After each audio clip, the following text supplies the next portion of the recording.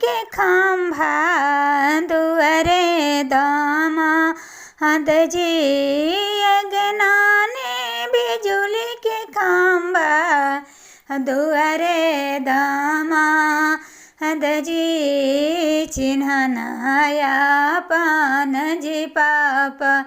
आयल हथ दामाद जी चिन्हनाया पान जी पापा आयल हथ दामाद जी ओहे हवे के दूसरे हवे परछी के ना जी ओहे हवे के दूसरे हवे परछी के ना जी चिन्हनाया पान जी पापा आयल हथ दामाद जी गलिया है अटकल सटकल दातवा है निकलल जी दातवा है निकलल जी नकिया जे हाई बर के दुई नाल बांधो के जी नकिया जे हाई बर के दुई नाल बांधो के जी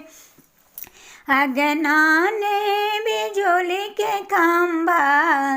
दुआरे दामाद जी दुआरे बहनोई जी कन गलया पान जी भैया चिन्हना बहनोई जी कन गलया पान जी भैया चिन्ह बहनोई जी ओहे हवे के दूसरे हवे परछी की ना जी ओहे हवे के दूसरे हवे परछी की ना जी चिन्हनाया पान जी भैया अपने बहनोई जी